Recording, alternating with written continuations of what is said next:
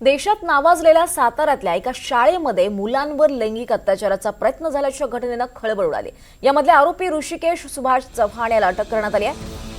त्याला न्यायालयासमोर हजर केलं असता न्यायालयानं त्याची जामिनावर मुक्तता केली असल्याची माहिती पोलीस अधीक्षक तुषार दोशी यांनी दिली आहे। सुरुवातीला 3 मुलांवर अत्याचाराचा प्रयत्न झाल्याची नोंद झाल्यानंतर तपासात 24 मुलांवर लैंगिक आणि मानसिक छळ झाल्याचं पोलीस अधीक्षक तुषार दोशी यांनी सांगितलं आहे।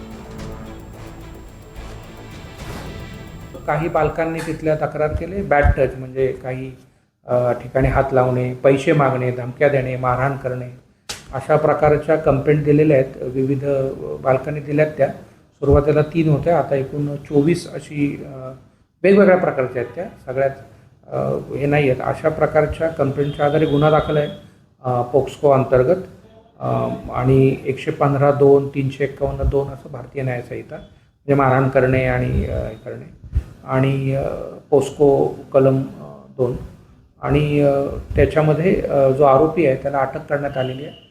पुढचा तपास हा सातारा शहर पोलीस करत आहे।